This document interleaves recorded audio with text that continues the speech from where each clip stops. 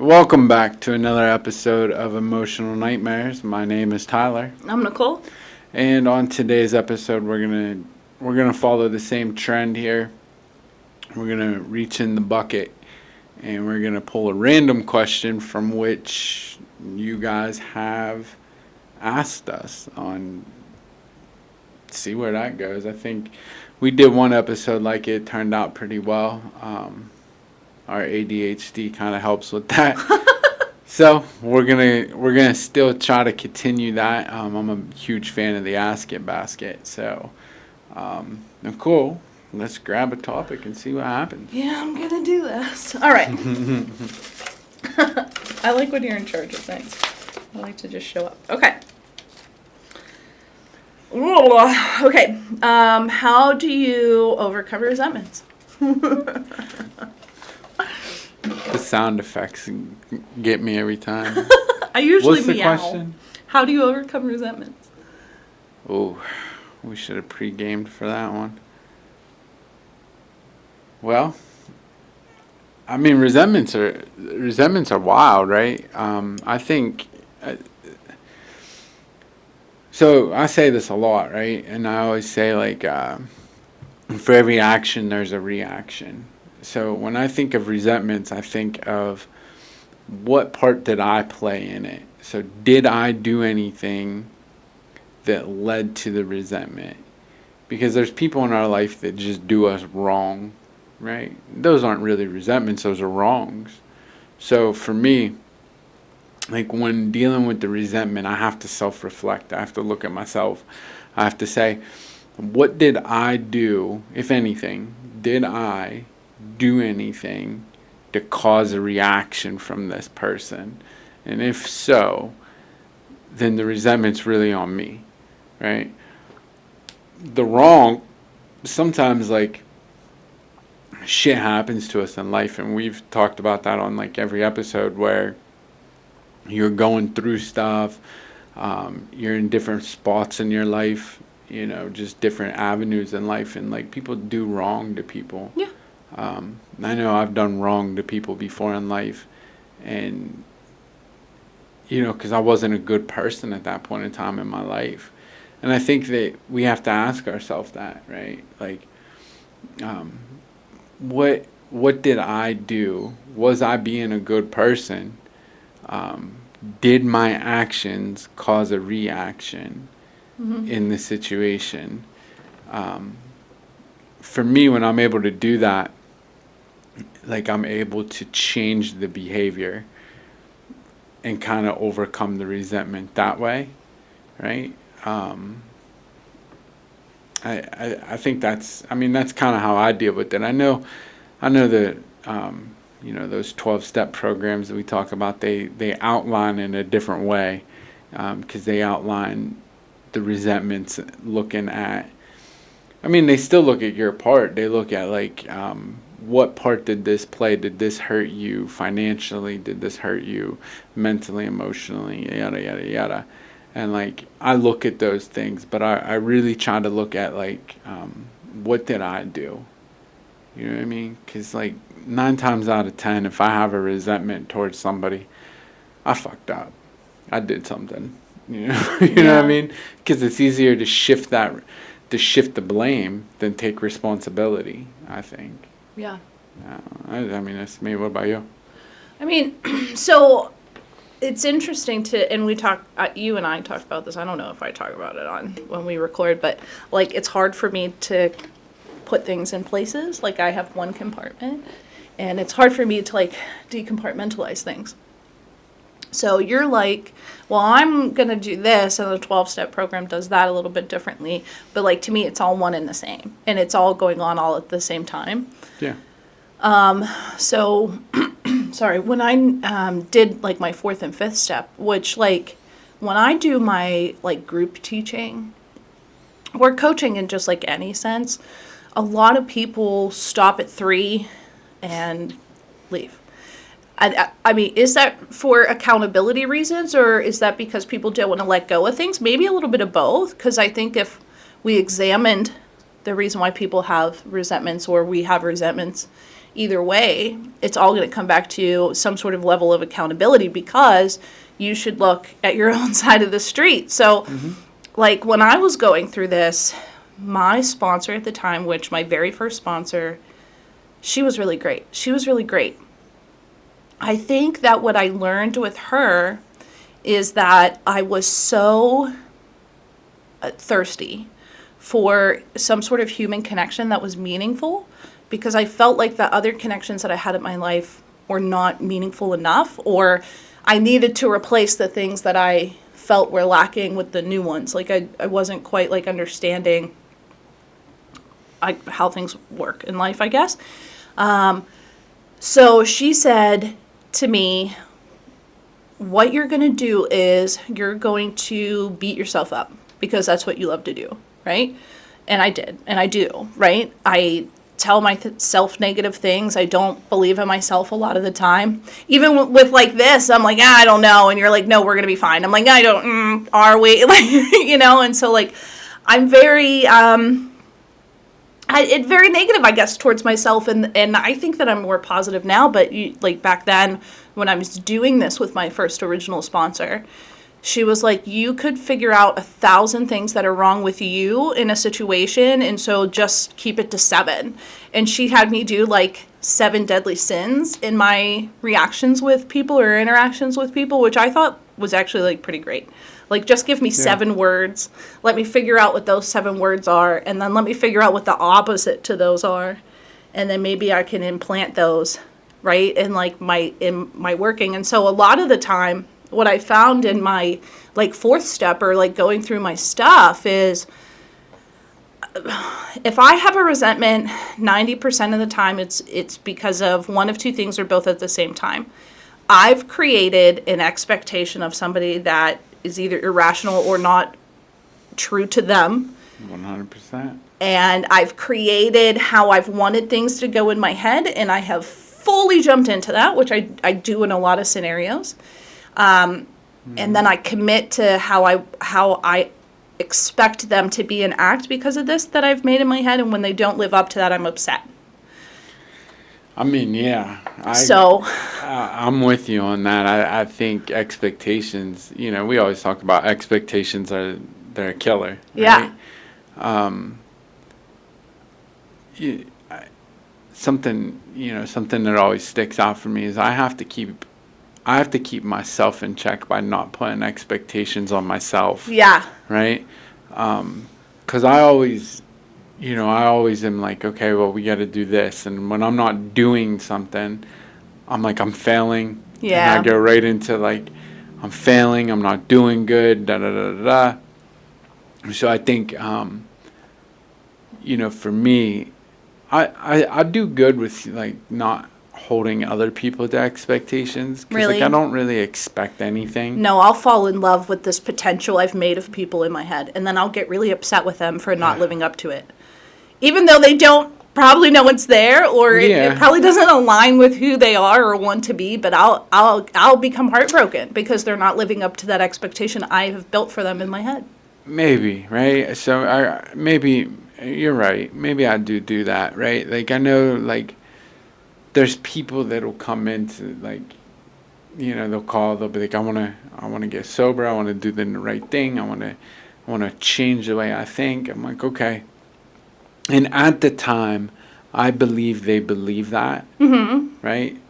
But they don't put in that work. Right. So then, like my expectation is like, well, you're gonna hit the ground running. Like you're gonna start doing these things. Because for me, like I say this is like, I don't want to hear the words "I'm sorry."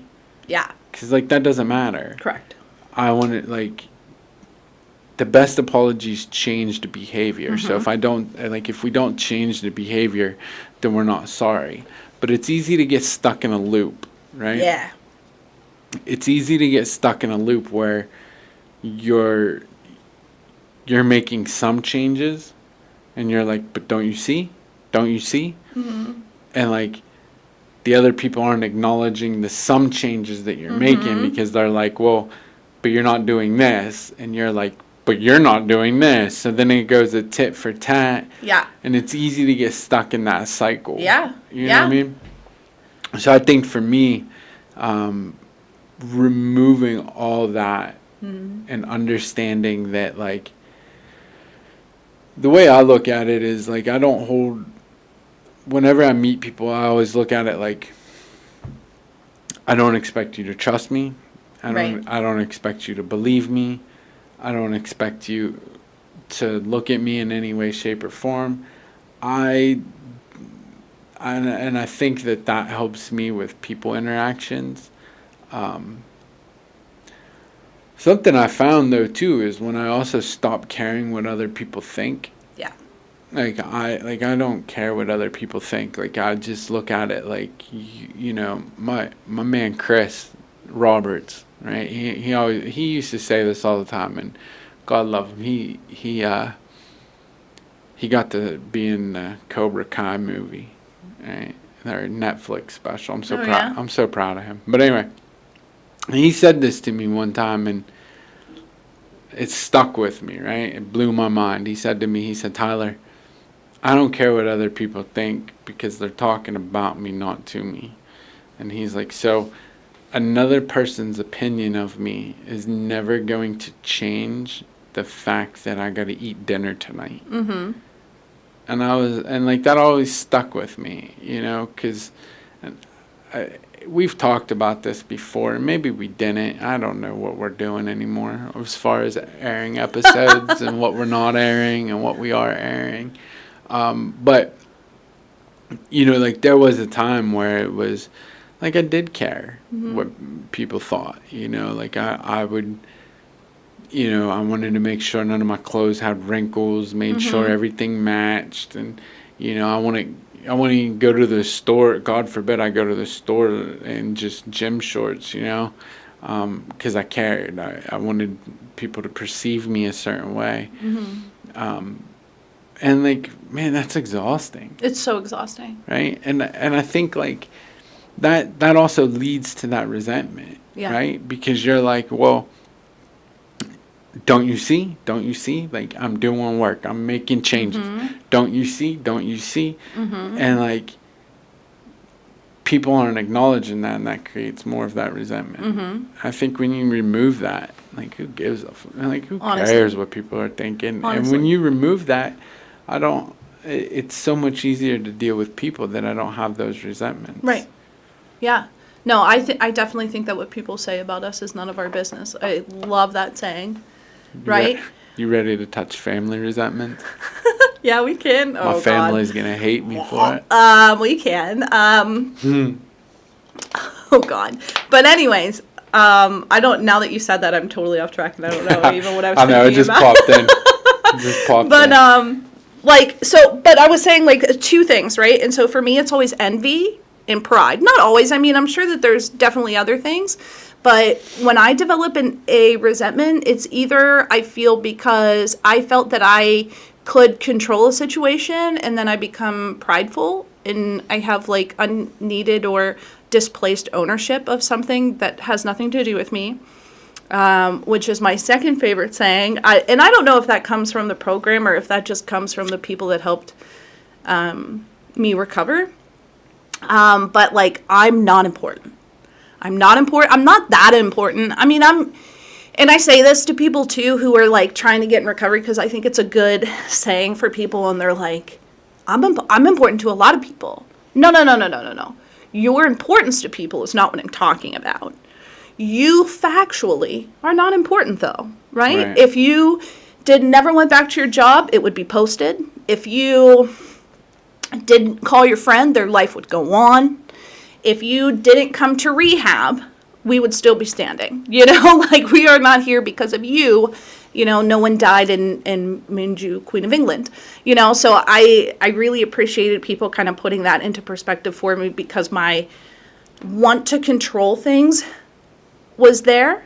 And then also, like, I get very jealous of people, and I don't even sometimes know that it's jealousy. But I think it comes back to needing those affirmations from people, needing the accountability from people.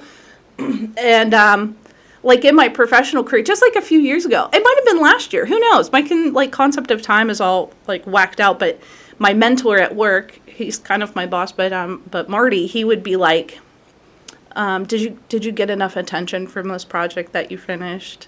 Are you happy with the amount of attention that you got? Did you need more? Because I would go up to him and I'd be like, did you see that I finished this 4 days ago? And the company is going to put it in their newsletter. Did you see? And he'd be like, oh, I'm sorry. Did you not get enough attention from other people? Did you want me to give you attention for that? It looked like, and I'm like, oh man, he's so right.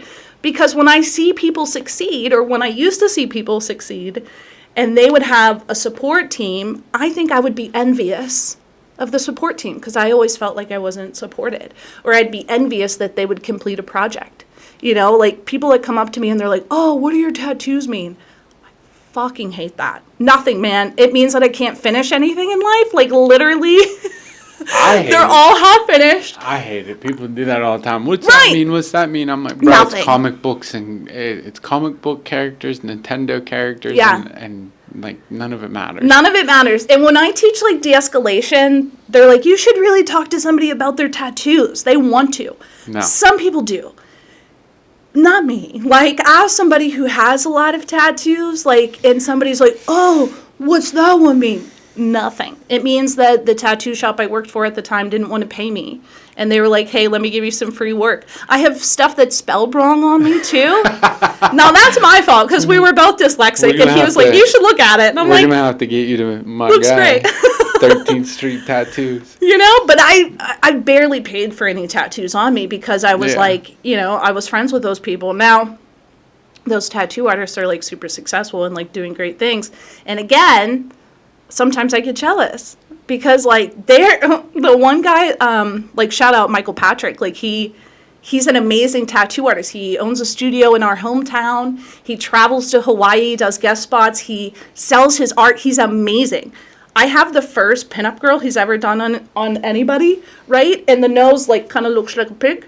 But, like, this was, like, a first, Yeah.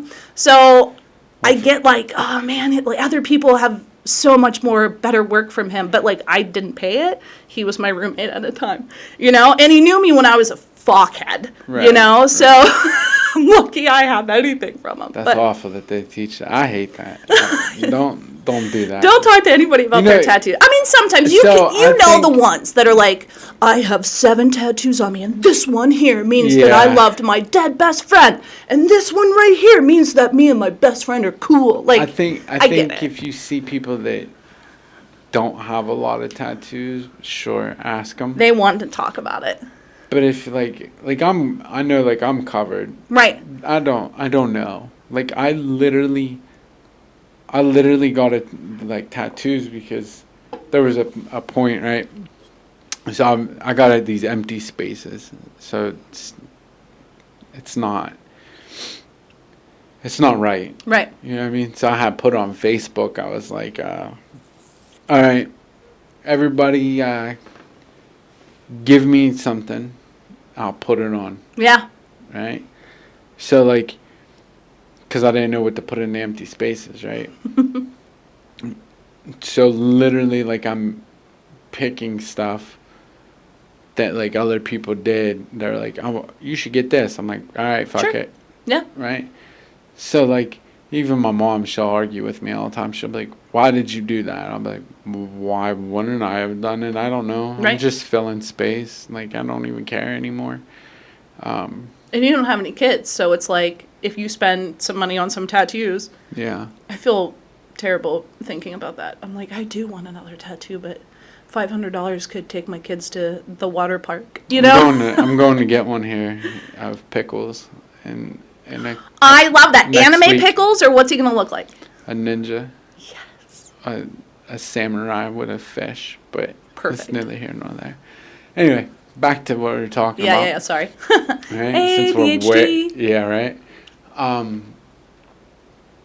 Just think, we could get a sponsor who handles ADHD stuff, And we could put their ad right here as a sponsorship.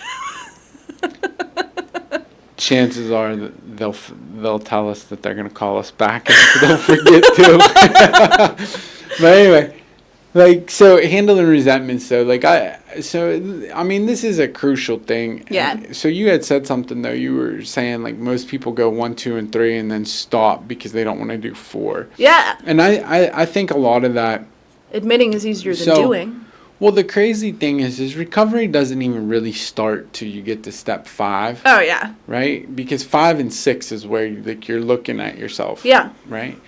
And I always tell people, like, 1 through 5, man, it's really you cleaning your side of the street. That's it. Right?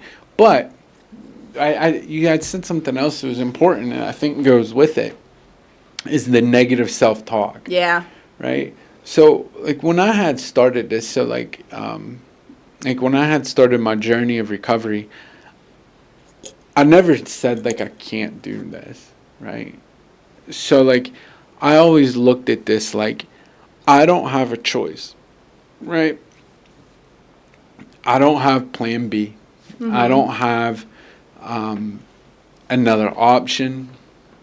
The only options I got are this. Mm-hmm. I either A, change the way I think, change the people, the places, the things, and change myself and enjoy life, or I just put a 38 in my mouth and call it a day, because like there's no other choice in the matter. Yeah. Right? No, I felt the same way. Yeah, I mean, that's how I had to look at it, right? Because I kept looking at it like, I'm either going to continue down using drugs. Right. I knew I hated living. And yeah. It wasn't fun. I didn't want to do it no more. Right. I didn't want to live that life. Yeah. You know, and I remember me and Terry, when he was alive, we used to sit there, and this is when we were getting high, like we would sit there and be like, I don't want to do this. Mm-hmm. But like we never knew that we couldn't at the time. Yeah. But when I had got sober, or when I had attempted the first time, my man TJ, he looked at me, he was like, bro, like if you can sell drugs, why can't you do this? He was like, I mean, you can make meth, right? I'm like, yeah. And he's like, well, you had no problem with somebody teaching you how to make meth. And that was going to kill you. He's like, so let them teach you how to deal with your feelings and live life. And I'm like, man, I don't want to hear that, but all right. You know what I mean? People don't like that. Yeah, it was crazy. Do you know what I think is the wildest thing to me? Is when you tell somebody that, and they're like, and you watch their facial expression, like process it, and they're like, no, that's on me. I'm fine with emotion. But then you see them do absolutely anything to avoid it. Well, and it's so real. Like they have no, so it's not there yet. Thing. And like, so here's the So age-old question, right? So, because we have all walks of life that watch our show, and like, some people are not in the 12-step program. Sure, that's okay, right?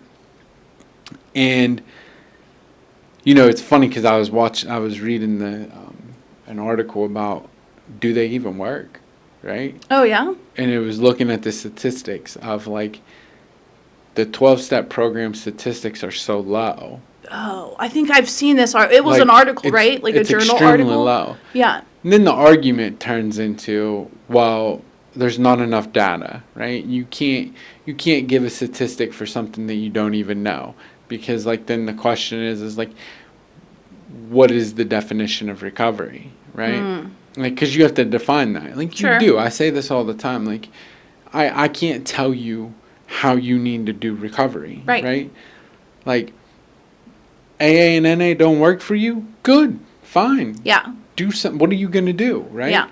To me, if you're changing the way you think, you're changing your actions, you're becoming a better person, you're not doing all that dumb shit anymore. Right. That's a form of recovery. Whatever was making your life unmanageable, if you feel like you can manage it today, and you feel like you are productive to your society, then I'm calling that recovery. And I'm not I am defining too. yours. So I'm not saying, well, you haven't paid your taxes in 2 years and you haven't had a full-time job and you don't have health insurance, so you're not productive. No. If No. somebody They have says to they feel define it. productive, right, they have They to have to define it. define it. I hate those so-called recovery police that Oh, are God. like, well, that's not recovery. Well, They've just put down drinking and picked up controlling other. I mean, but that's really all a compulsive action is the ability to control something, because compulsive actions are self-rewarding. But fact, right? But so I think ultimately, like, I don't know where the hell we were going with this, right? But I think that's the age-old question, though, is like, what part of self-reflection yeah, are we going to do? Because it's all, for me, it's all about change, right? Like, I just know I woke up one day, I was tired of doing dope, right? I was tired of drinking. I was tired of living that way. And I looked at it like this. I said to myself, like, when I was looking at everything, like, I knew drugs were a problem because that was easy to see, sure, right? right, But I said to myself, too, I said, every major problem I have wouldn't have been a problem had I have not have been drinking, yeah, right? yeah, The arguments I was in, the fights I was in, Correct. none of that shit would have been real. it was all about needing and using Right. more. Literally, I know Well, that that's like a it was quote. They about say that a lot, but I mean, honestly, it really was. Well, not only that, it was my attitude shifted, right?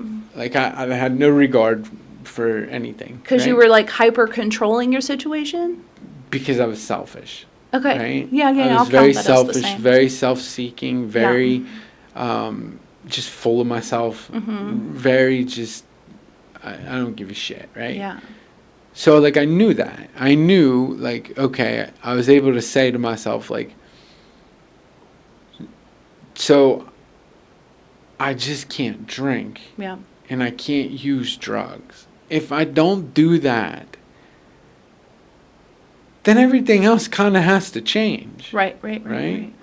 Now, does that mean that you're automatically going to become this great person, this, that, and the thing? No. Just forgives everybody. Right? Yeah, no. Yeah. Right?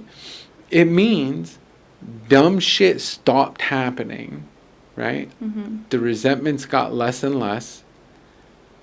I was able to work on myself and understand that the reason I was drinking so much and using drugs so much was because I didn't know how to cope with the trauma in my life. Right. So I started using to cope with it. Yeah. Which, when I took that away, and I think this is why a lot of people go back to using, is like, I took the drugs and alcohol away, and everything started getting good. Yeah. Right? Because, like, life just seems to get better when you're doing that. Well, 3-4 years into recovery, now all of a sudden life showed up. Right? And it was the pink clouds removed. You know, I lost my job, and, you know, rent's overdue. My car actually blew up at that time. Caught the girlfriend cheating on me. Like, it was crazy, right? Yeah. So now I have that trauma on top of all the other trauma that, like, well, the fact was like, that, the program of recovery, right? For me, it was AA. I'm going to identify. For me, it was that. Yeah. My sponsor. They helped me Yeah. overcome that traumatic event because they didn't police me into, you need to do this, and this. Sometimes, right, my sponsor used to have this 15-minute rule. May he rest in peace, right? Jim Wise was his name. Greatest man I ever met. So Jim, he used to have this 15-minute rule, right?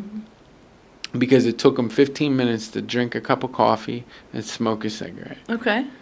So he would say, you got 15 minutes.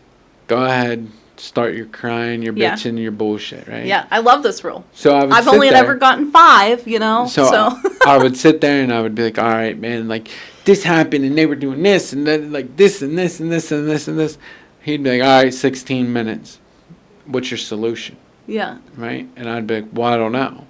And he'd say, well, then I guess you better grab a pen and you better grab a piece of paper and start writing.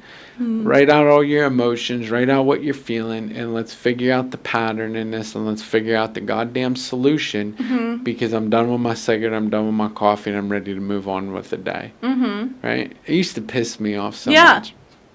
But it's always stuck with me, right? Yeah. So that's how I try to handle things today. It's like I got 15 minutes to let a situation affect me. After that, I need to start finding the solution to how do I overcome it, right? Yeah. And I think that for me, that mindset has always allowed me to continue in recovery, right? And it's continuously allowed me to understand I can't use drugs, I can't use alcohol. Yeah. And if I don't do that, it can't get any worse. Right. Because if I use drugs and alcohol, I'm going to make it really bad. For everyone. Right? Yeah. And then I'm going to end up in the same toxic cycle. Right.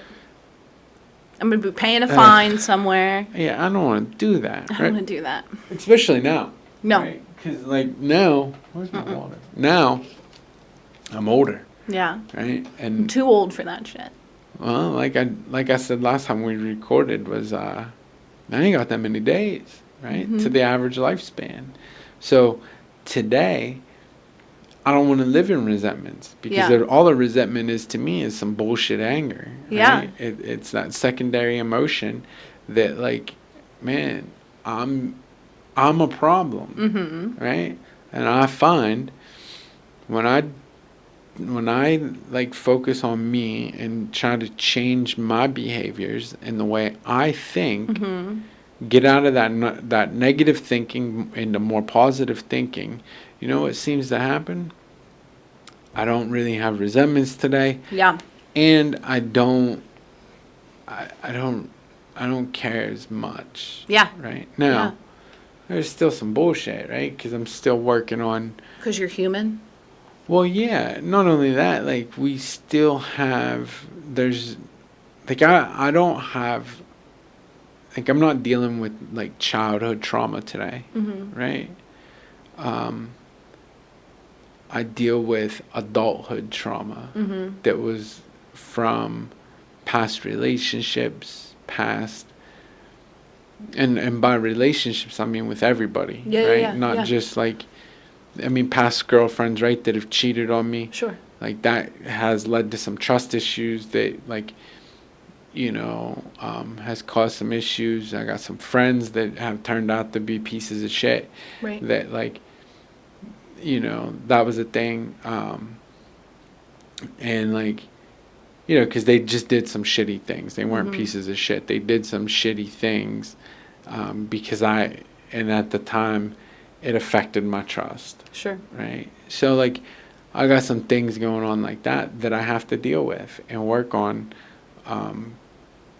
with those issues. Right. Right? I think that's just life in general, man. Yeah. Is like, once you can get through the major traumas in your life. Yeah.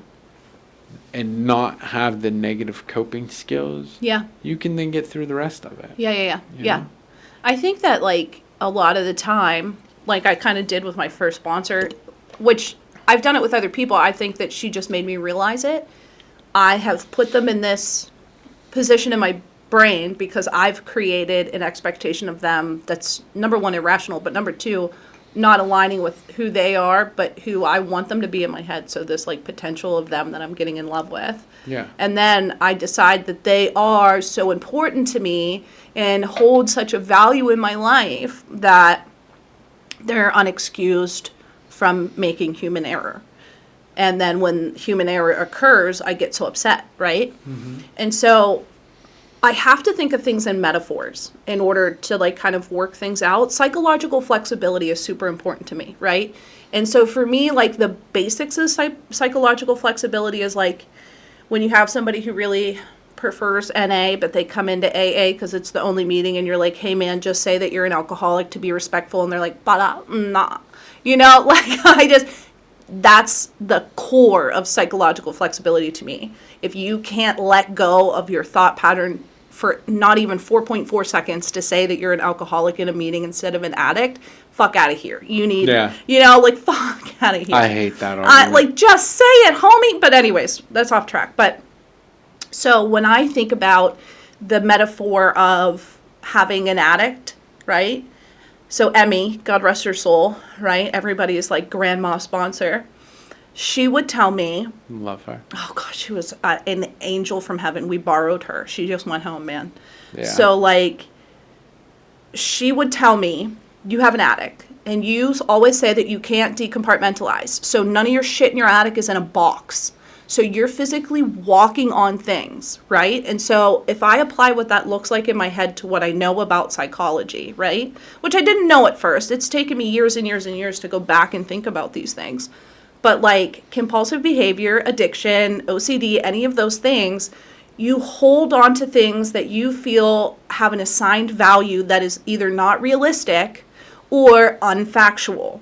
Mm-hmm. And so you do that same thing with your thought processes because it's worked as a mask for so long, as you've said. And so when I think about that metaphor that Emmy was talking about my brain being the attic and me just hoarding things inside there because I don't want to let it go, that's what builds my resentment, because I don't want to let go of who I decided that you are. And now I'm hurt because family resentments is my childhood trauma, right?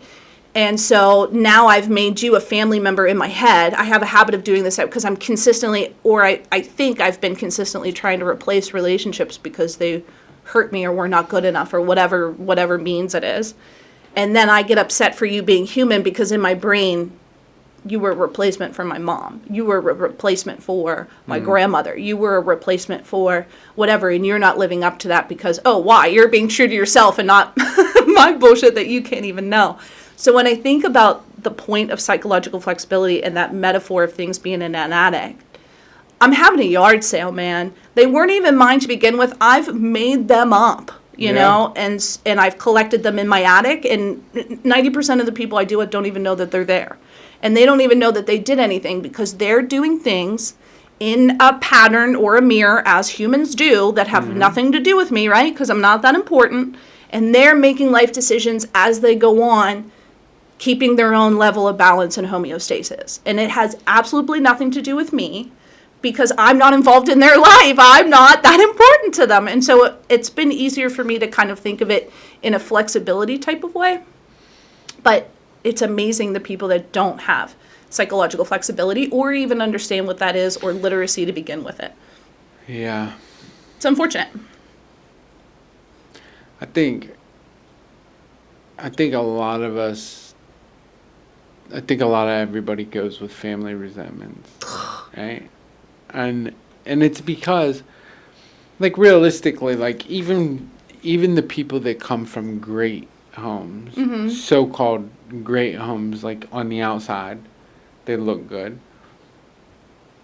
There's always some form of some bullshit going on that you're not getting from anywhere, right? Whether it be a form of abandonment, a form of neglect in some way, shape, or form, right? Because neglect and abandonment are two different things. The form of, there's always the physical abuses, the mental abuses, the sexual abuses that occur. Then there's just the whole, I wanted mom there, mom wasn't there, where was mom? Even though there were 10 other people there, it was you wanted this one particular person because society has painted a picture of what this person should look like. So therefore this person should be there for this, right? Yeah. I think, and looking back at it, and this is funny because this is going to go way left, right? Left field, right? Not left political, left field, right? Crazy. Don't worry, I'll swing it that way. No, I'm joking. I'm joking. We're not political. So I think, remember the show, Roseanne, right? Growing up, I used to look at that show. That was the most relatable show, right?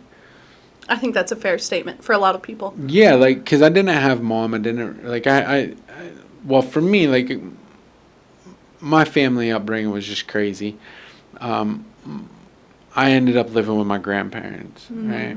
But growing up, though, like, I remember watching Roseanne, and, like, that looked more like a normal family to me than what, like, another one of the shows, what was the Boy Meets World show, right? Boy Meets World, I mean, Step by Step. I just liked watching. I would stay in on TGIF Friday. Don't mess around I think with me. like most males in the '90s, Topanga was my first real crush, right? Same. Right? She was great. She still is great. But like watching those shows, like I would watch those and I would be like, this show, I didn't relate to any of that. Actually, right? that's where I went wrong because Sean was my first crush, and that was like, that's a problem. Well, like I didn't relate to anything to that guy, right? Because he like had like the misfit family. He was. I remember he was like, coming into other people's families and feeling unwanted. I was like, Sean, me too. Yeah, me too. Let me fix you. But I remember watching like Roseanne, and like I would watch that show, and I felt like that was more relatable because like they were broke. Yeah. You know what I mean? Like they were broke, struggling to make ends meet. There was fighting going on. They were like yelling at each other. That was more relatable. Do you remember the children's show that was literally set up the exact same? It was actually my favorite childhood show. Dinosaurs? Oh, yeah, Not the mama. Yeah. It was literally... Yeah. How did you forget about that?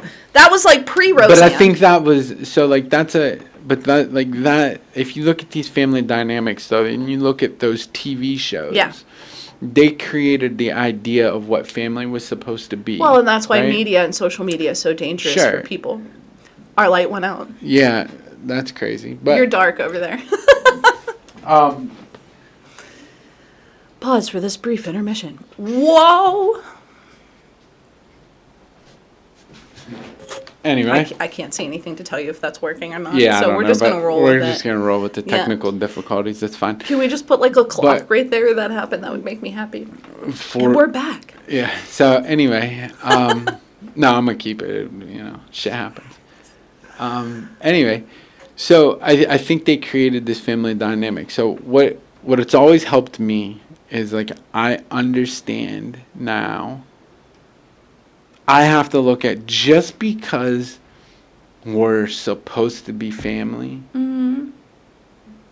What does that really mean, right? Like, we don't. I shouldn't say that. That's harsh. It means things to people. To I've some created people, my own family. Right? Yeah, me too. Right? To me, family is like I always say, like, you know, certain people, I'll be like, you know, that's like my brother because they are. Right. They're the idea right. of what society says that is supposed to look like. Therefore, it is. So I hate when people come in, like we're taking care of people, and they're like, my mom does this, my dad does this, this happens for my brother, but they are my mother, they are my grandma, they are my brother, and I have to love them. The fuck you do. Right. Like, it hurts my heart so much. Cut grandma out. Right. I don't give a fuck about your title. So that's my point, right? So, like, my point is like, I think when we realize... You don't get to be a shitty person just because they're your kid.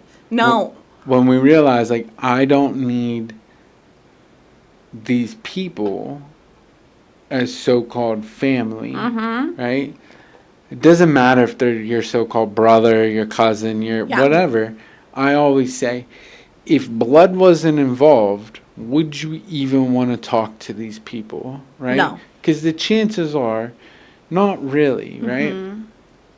I've seen the way my family's treated people, and I've been like, ooh. Right, and so maybe, right? Maybe though, right. Like I know, I have a friend of mine, him and his brother are together all the time because they are like best friends because like, they're just good people, right? Like they match. Yeah. Right, but then there's people that are like them in there. They'll be like, "Oh, you know, me and my brother don't really get along." Right. So, it doesn't mean you have to stop everything you're doing and run and rush to do this, that, and the third because of that. Right. The other side of that is, I also don't have to help you just because you're family. Well, and right? help can be on my terms and not what you've deemed help Sure, is. and this is where resentments get Correct. created, right? Is I had to look at this one time, like I've been completely broke before, where I was, I was homeless, I was living out of my car, and I called my mom, and I was like, Mom, like, I'm broke, I'm homeless, like, I'm struggling, and she's like, yeah. Anyway, and just kept going, and I was Yep. pissed, right? Yep. Because like in my mind, it took me back. Do this to me. It took me back to childhood where I was like, all right, I'm in a situation where like I need help, and like you should help me Because I'm your kid. because I'm your son, Right. and like and then I start throwing in childhood stuff, Right. where I'm like, well, technically you abandoned me as a child. You just dropped me the fuck off. I didn't see you for how many years? Da da da da da. She was going through her own shit then, right? In all fairness, she had me young. It wasn't like it's whatever, right? But today I can understand that moment when I was homeless and like I was living out of my car and I was broke and stuff.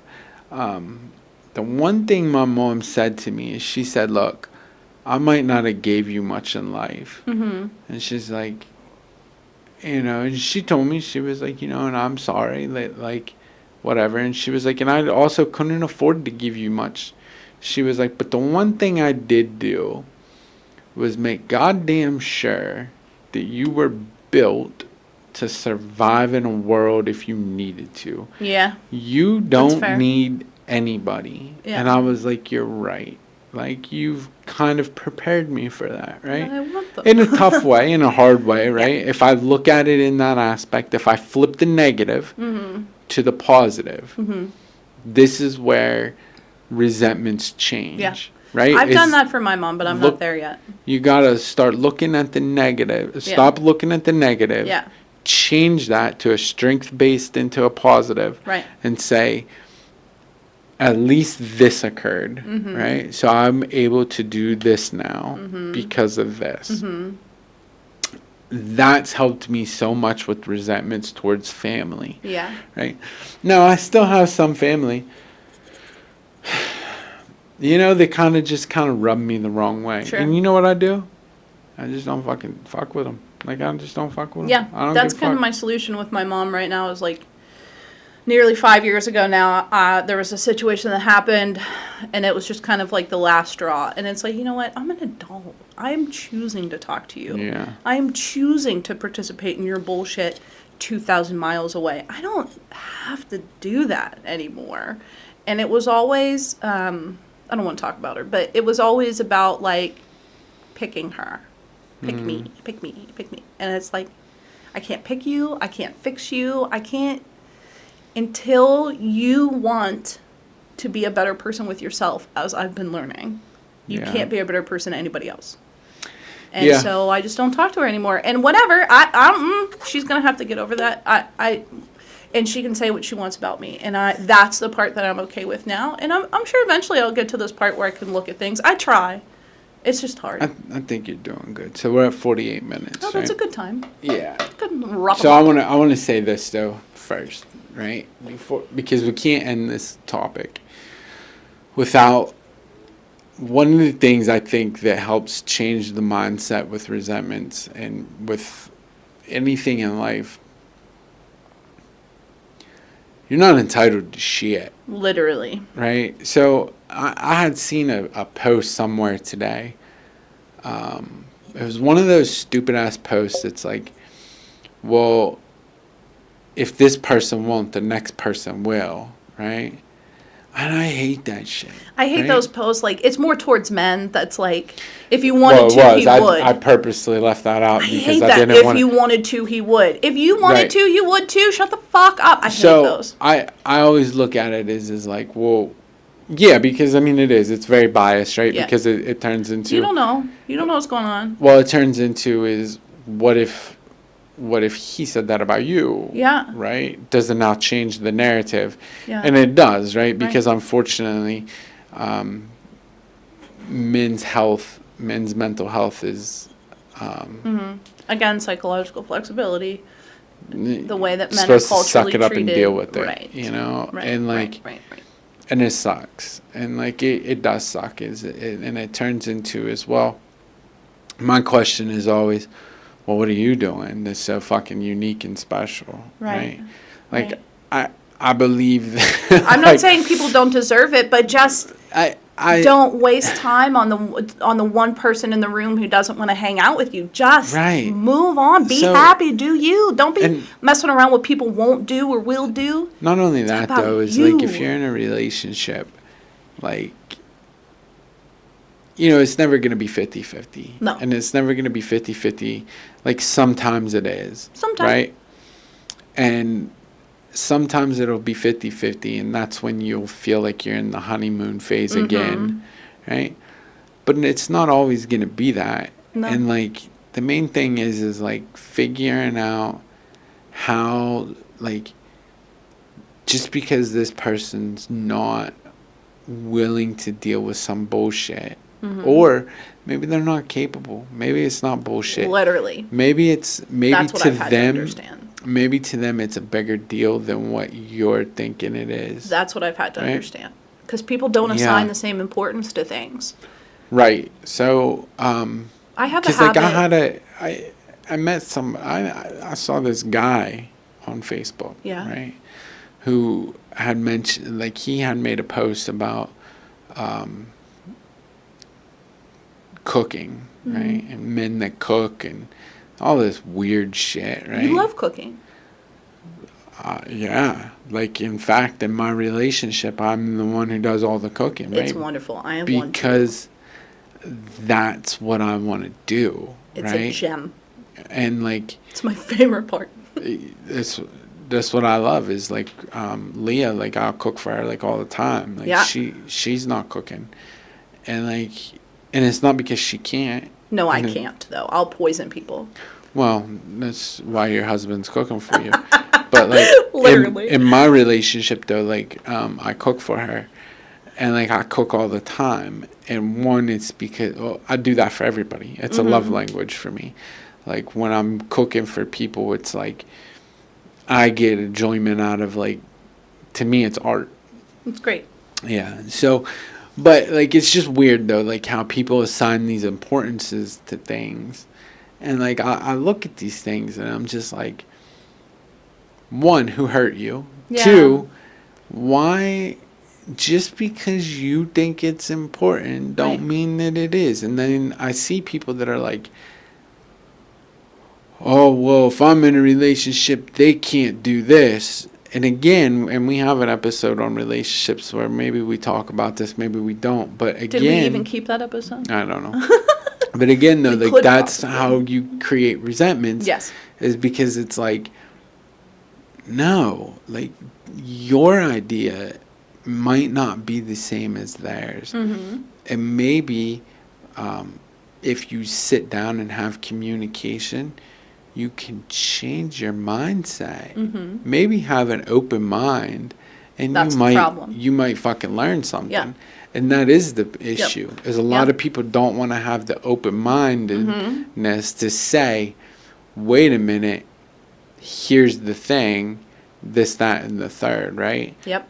Because the person that I in the beginning, like, one of the people that I had seen that had posted some dumb shit, I'm looking at it like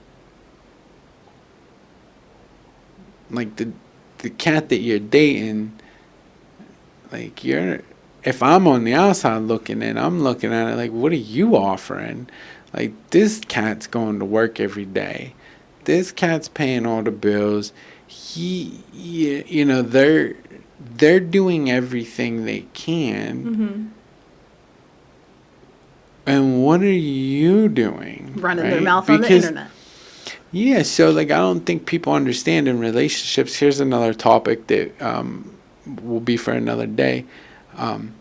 If the only thing you have to offer in a relationship is sex, then that's not a relationship, right? That's a whole different topic I can't wait to get into. Yeah, because, like, that's some bullshit, It right? is. Because, like, in a relationship has to be all aspects. Right. Mental, physical, emotional. Right. And it has to be all those things. Like, it has to have a dimension. Right. If, like, one person's just doing all these things, Mm-hmm. and, like, the only thing you're doing in that relationship is sex, then you really need to ask yourself, wait a minute, why are they with me? One. And two,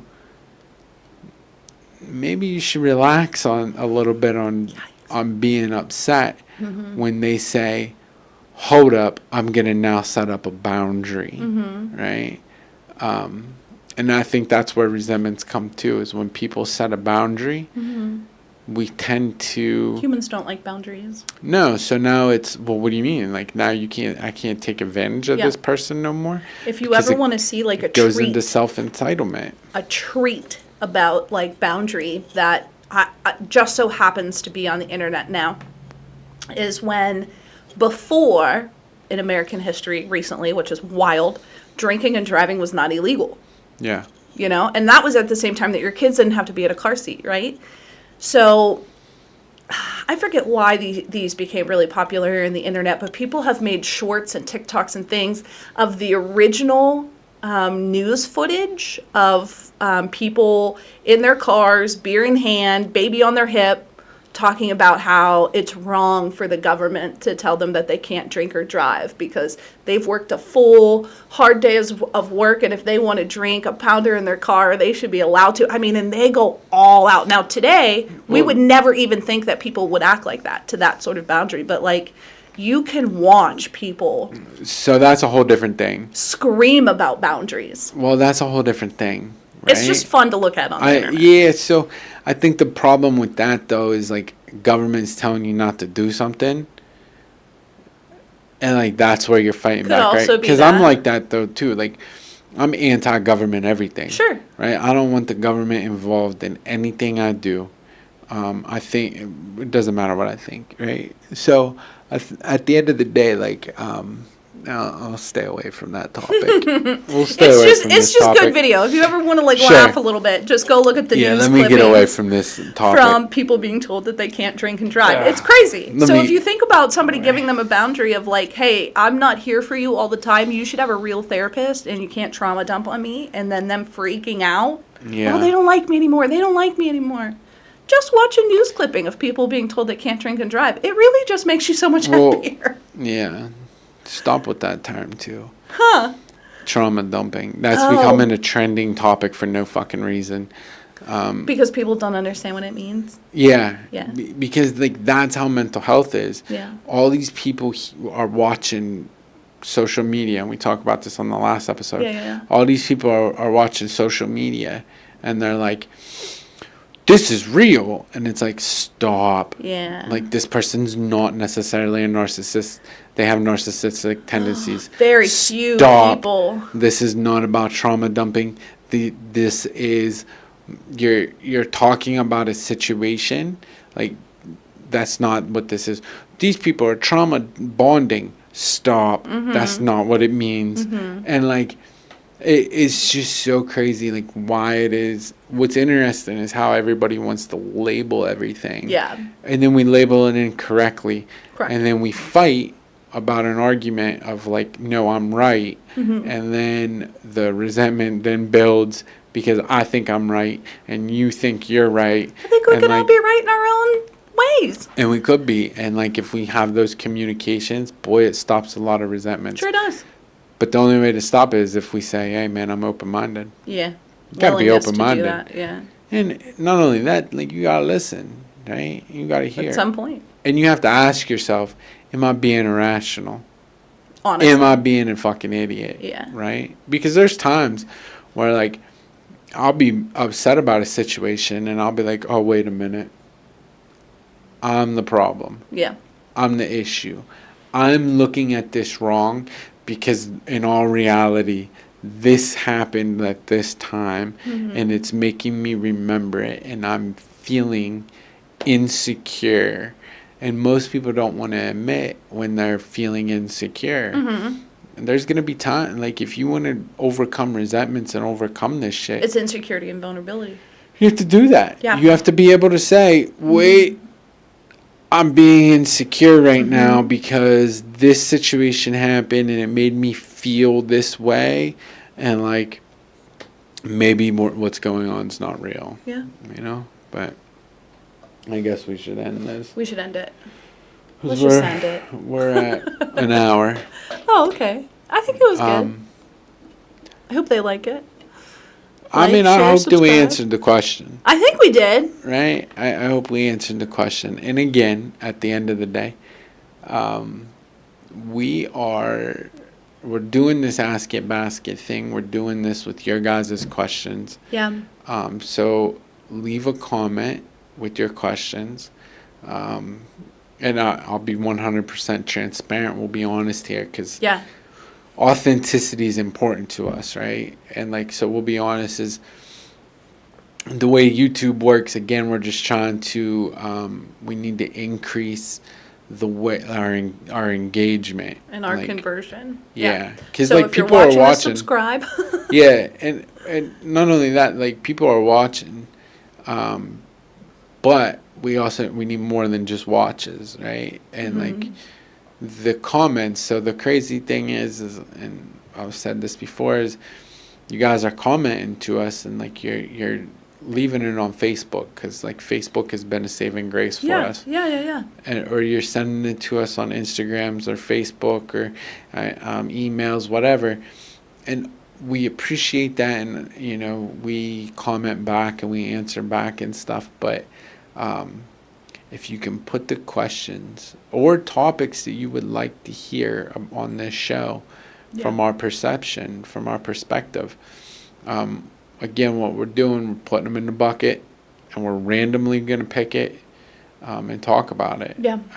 We have it set up on Spotify that it says, like, what future topics do you want us to talk about or hear? So you can leave that on Spotify. You can leave us reviews, but Facebook or YouTube comments. Are important. And if you want to leave us an anonymous one, that's fine. Right? On YouTube, comment, hey, check your messages. Yeah. Right? And then we'll check the messages. But at least leave a comment there saying that, because that helps the engagement. Yeah. So, because we do need to increase that. But we appreciate everybody's support. Yeah, absolutely. We have a few events that are going to happen over the summer, like late summer, so we'll get back to people about those. Yeah. Yeah, we got the recovery in the park down here. We got a couple other recovery things that we're going to be doing. Somebody reached out to me about something else going on that's not a recovery thing. It's a mental health thing. Oh, I love that. Yeah, I don't even remember what the hell it was. Yeah. I might have to look. Yeah, look it up. My mind is ridiculous. So, yeah, you know, not gonna lie, we're gonna try to do this so we can get sponsors. We're gonna try, yeah. So like, share, subscribe. Like, share, subscribe. Tell your friends to like, share, and subscribe. Turn on all notifications. Yeah, whatever it is, right? If you're watching and you're not subscribed, do that. Right now. My man Josh Bundy, I'm going to put him on blast. He called me. He said, bro, I've watched all the episodes. He said, but I just realized, like, I'm not even signed into my YouTube account. I'm like, well, sign into it. Bundy? I'm like, you idiot. Like, even if you like it, or like he's like, yeah, I'm not subscribed. I'm like, well, subscribe. He's like, all right, I did just now. I was like, no, you didn't, because I can see the numbers when I didn't see a new subscriber just hit. It says live right now. There's no +1. Yeah, but it is what it is, man. Yeah. But, hey, man, you guys could have been anywhere in the world here today. You decided to hang out with us for this time frame. We appreciate it. Sorry about the light turning off on you. I hope that you got something. And, hey, man, I hope that we answered that question. So I hope that we did. And, again, we're going to randomly pick some more. So Keep happy hour happy. right on. All right, man. Thank you for watching.